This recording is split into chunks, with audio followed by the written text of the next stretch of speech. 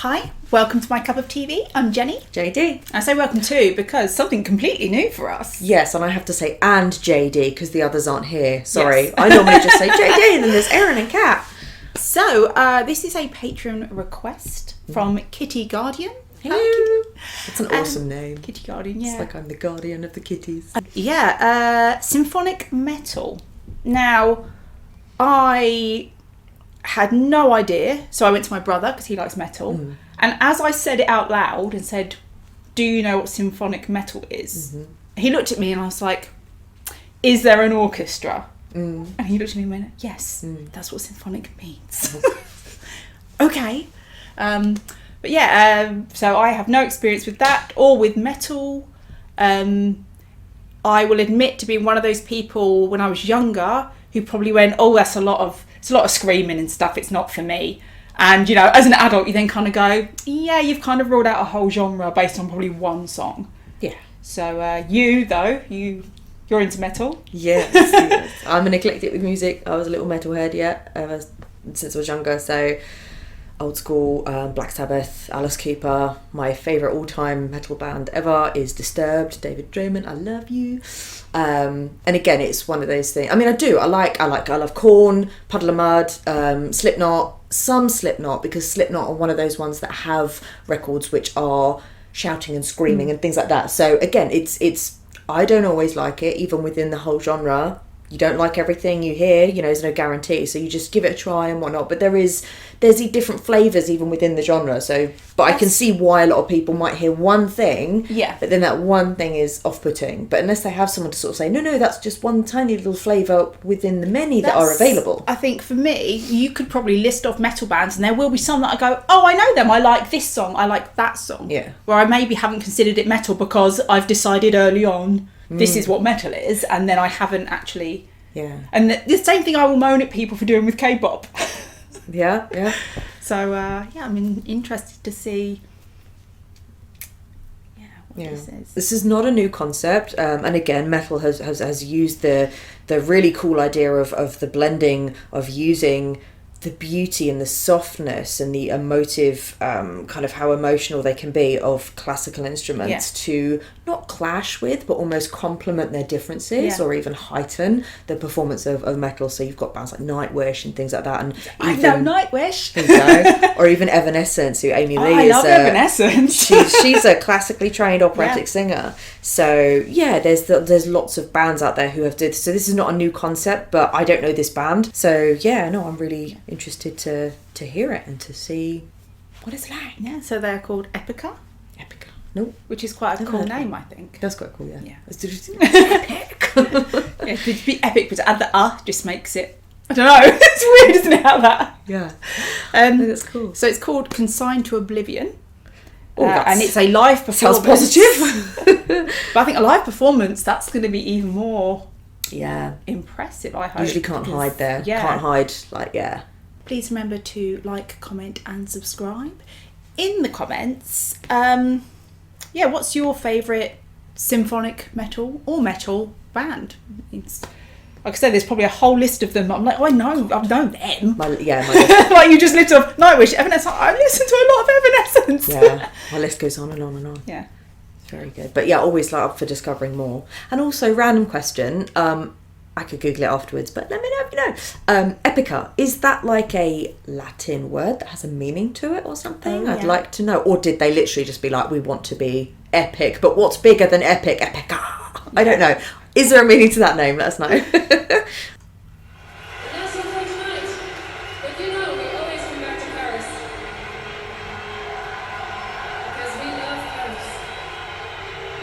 I love Paris. Oh, look at her outfit.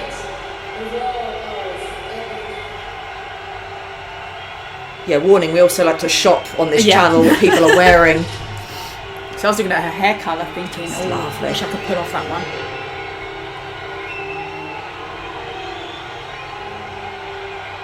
I liked that intro there.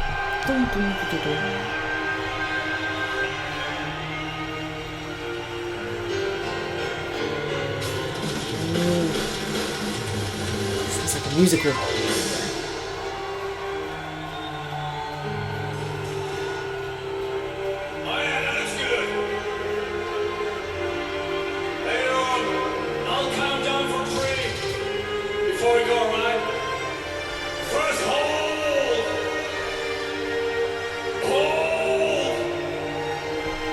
controlling a crowd. Yeah. Oh, they've parted the middle.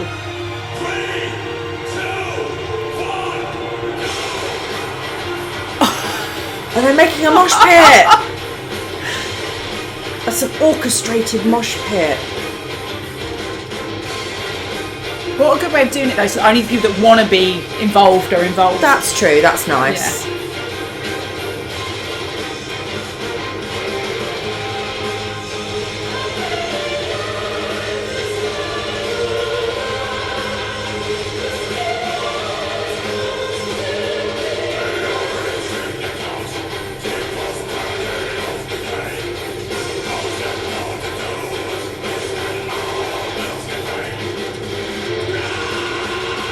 See that?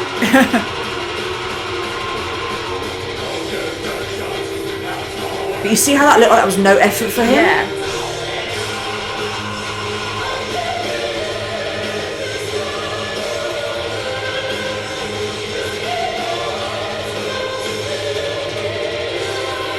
She sounds classically trained. I mean, it sounds like the meshing of two styles.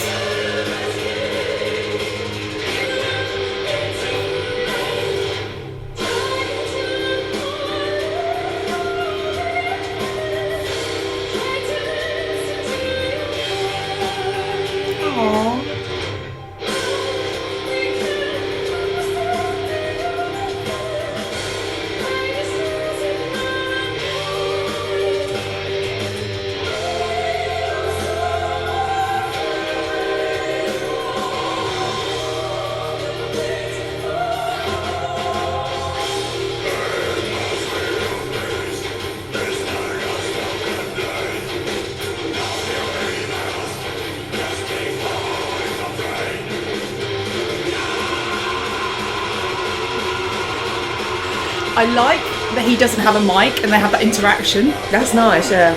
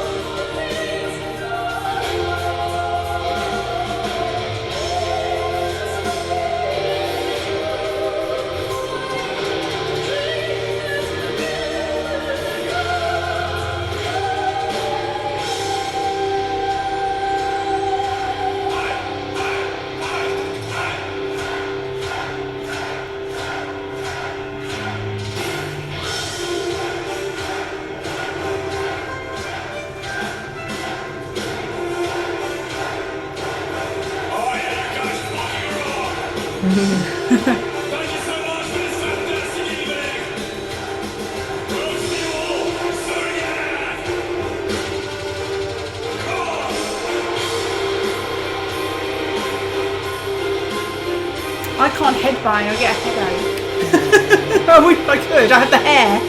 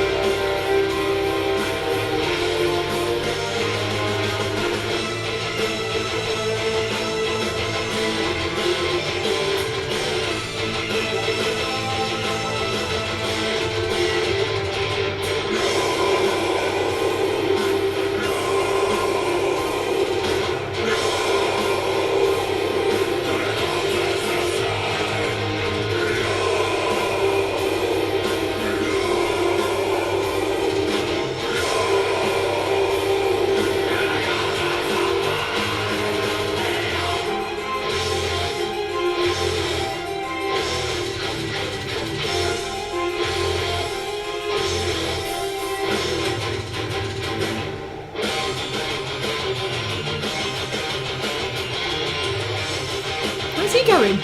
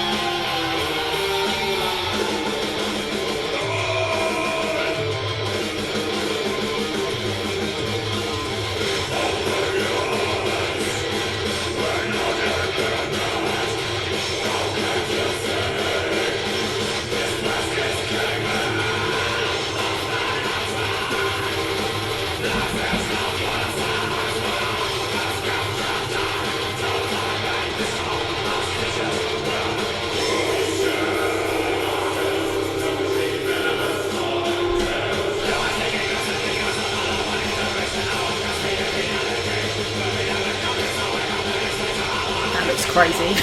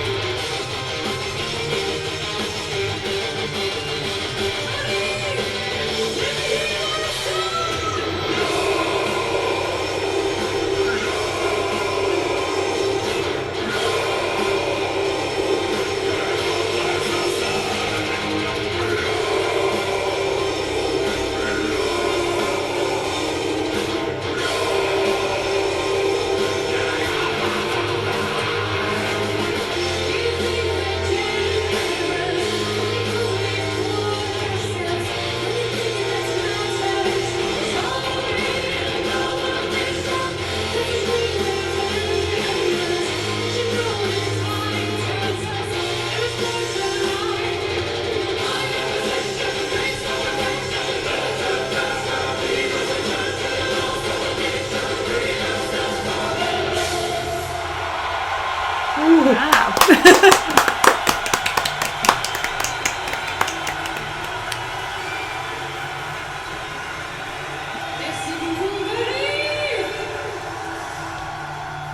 I wonder if that was like their ending number. Yeah.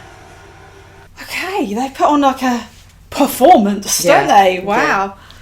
And that's another thing I think a lot of people misinterpret the performance value of a metal group. Yeah. They think maybe you're just going to stand there and scream kind of thing, but it's really probably the closest to musical and theatrical performances of any genre I know of. Yeah. Because they really go for it. And what I love there as well is they highlighted it's nice for someone seeing it for the first time that, I don't know, I think that someone thinking of a metal performance like the musicians might be intimidating, but they did a really good job of like showing that they actually look like sweet guys. Yeah, they're goofy and the crowd interaction, they're smiling, they're and so interactive. even though they can make this very big, intimidating, growling noises, their personalities are behind that as well. So I think they did a good job of showcasing that. Yeah. I have to say, I don't think it's something that I would generally listen to.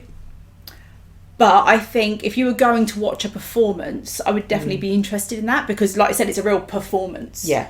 You can enjoy it as a performance, even if it's not something you would generally have on. Yeah, and you can respect that. I was the opposite. I was literally, when she was singing, I was like, I need to download this. I need this on my Spotify. Yeah. This is good. How do I not know about this band? Like, yeah, it's very good.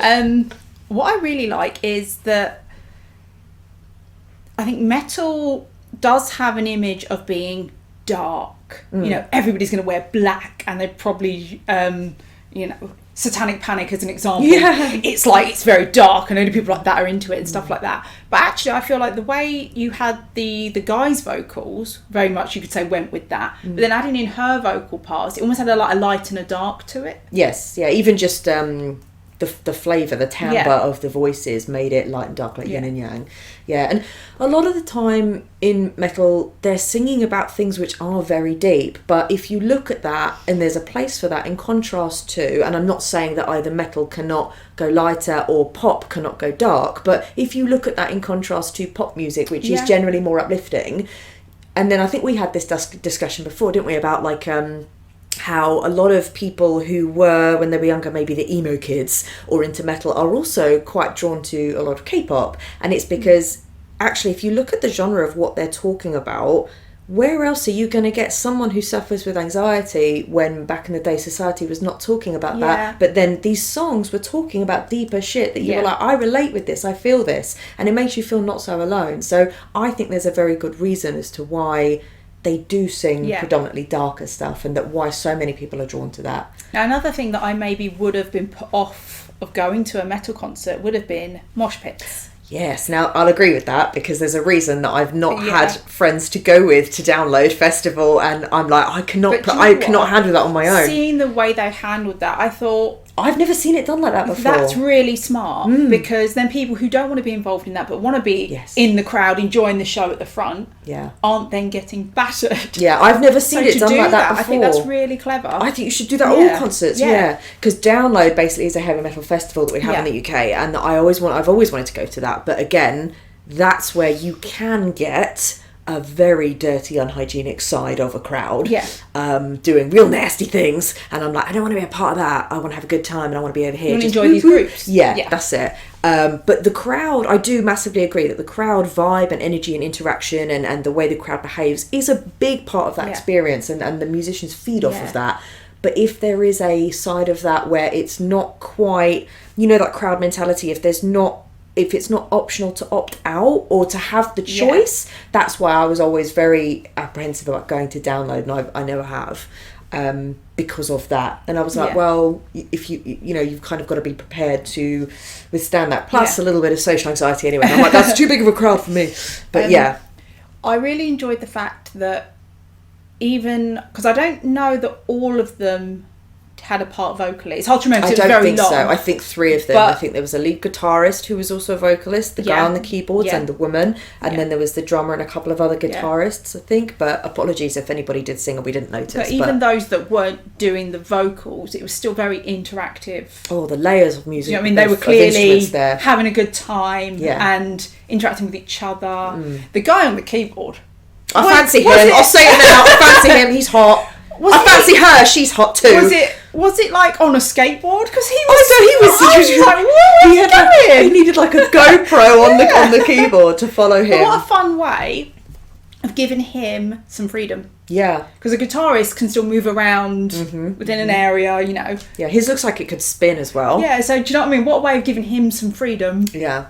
And like you said, the fact that he didn't have his mic and she would come up and have that interaction, that was cool as well. Yeah. So the way they did their set on stage was really dynamic and really interesting as well, and very collaborative, which was nice. And I can see now that I say slightly off with symphonic metal. They didn't have an orchestra, but I think it was just because it was much more instrumental. Yes, that had much more longer instrumental periods, but so it doesn't necessarily mean like I'm thinking of a cello and a violin and all of this. No, but you do have that. You do have that, and you can get that. So that's what I was assuming it was going to be. But even her, so she can obviously sing normally, as it were, but she sounds to me like she's classically trained, so she was going slightly operatic, which was good. I was waiting for her to go higher. I think she can go higher. She sounds like a soprano. Yeah. So but that was beautiful. So what was interesting with her though is that she was quite operatic to start with, and that's what I mean. Then she came back to her normal singing voice. But at the end, the last part she did was different. Was normal chest voice placement, which was really interesting. One of those that maybe it's because I'm an untrained ear, but I could listen to apart from the first bit of the song and apart from the end, towards the end of the song, and I wouldn't know it's the same song. Yeah, I think because there were big periods of just instrumental, I would say that there wasn't a clear melody all the way through it that you could go, oh, this is the chorus bit. But that's okay, because like we've said before, it's cool when you get songs that challenge the normal anatomy of a song. So that one didn't have a clear. Now I don't know if that was changed slightly for the performance, the live version, whereas maybe the version on Spotify is more of a clear, chorus and whatnot. But I think that might have made it slightly harder to, because your ear generally will and your brain, I think, will try to find a repeated pattern, a melody somewhere, and that one was a little bit especially when you're bopping find. along, because you automatically go with what the music's doing. I didn't pick out any lyrics. I wasn't sure I could understand a lot, but then it's a live one, so that's always harder. I'd like to look at the lyrics in case I got them wrong, but I think it was like, we're all afraid of to love that fiercely and to be that vulnerable. That was kind of what I got from it. She was just basically saying like, we're all afraid of that. But it seemed nice. It seemed quite, it's almost like if someone takes their vulnerability and jumps off the cliff with it. So it was almost like, we are singing about being vulnerable, but we're going to be so loud about it that we're all in together, we're sharing it, so then it's not so scary. That's what it felt like to me anyway. But I could be totally wrong when I see the lyrics. I wish. What was the name of the song again? Sorry, something into Oblivion? Consign to Oblivion. There we go. It's almost like, fuck it, we're all going to go. We're all going to be ruined by love. I'm jealous that they can headbang and I can't. I'm jealous that her hair is that colour and I can't. That's not colour for me. It doesn't work for me. I love the fact that her hair colour, it's I'm jealous. To do with, matches the fire. I'm jealous. It's the colour of the fire. That she has those boots and I don't. Yeah, she looks so good. All of them look so good. I'm jealous that they can headbang and then flip their hair back and their hair just is exactly where they wanted it to be, because mine doesn't do that. And I'm jealous that it probably doesn't take them a week to get a brush through their hair after doing that, because it would me. Yeah. Well, the headbanging thing I can teach you a little bit. I don't have long hair anymore, but I can teach you. The better way, the easier way to headbang is to almost make it rhythmic rather than bang, bang, because obviously that does actually hurt your brain. I give myself a concussion. Yeah, whereas if you notice for them, and again, they were more rhythmic, which is ironic because they're musicians, so they usually are more rhythmic headbangers than in the crowd. But where they were flipping and then sort of almost make it, rather than so they're not shaking their head, give you a headache. It's more body roll. That's what I mean. They're putting their shoulders and their neck into it as well. Whereas if you just do your head and isolate it, that's when you'll get a headache faster. So I've been headbanging wrong my whole life. Well, you can do that, but you can only do that for short periods of time, because you will get a headache and you'll risk injury. But if you'll notice, they were putting more of their body into it as well, which is why they're good. And then again, they just flip their hair back and whatnot. Also, they're just not afraid to just look all sweaty and messy. And they have you ever seen it where someone like, you look like you rolled out of bed, but it's on purpose and that looks good. If I do that, I will look like shit. So they just suit that kind of windswept headband look. And that's what I mean. It's not like I would not to flip my hair back and it look perfect or anything. But I'd flip it back and people would look at me like, what happened to you? It's strange. But no, I thought it was really cool. The concert gave me vibes of like Rammstein, who are another group. I know them. They're not soft. They're not to play. They don't play.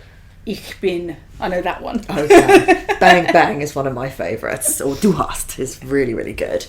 But like I said, my brother's into metal, so there might be some songs I hear a bit of and go, I've heard this before. I'd really like to show you on like other videos. I'd like to show you some metal performances where you can also appreciate like the vocals and the depth of emotion that goes into that. So that would be really cool. But it was really good before. Okay, thank you, Kitty Guardian. And I'm going to look them up on Spotify. So that was our reaction to EPICA Consign to Oblivion. Thanks for watching, and we'll see you on the next one. Bye. Bye.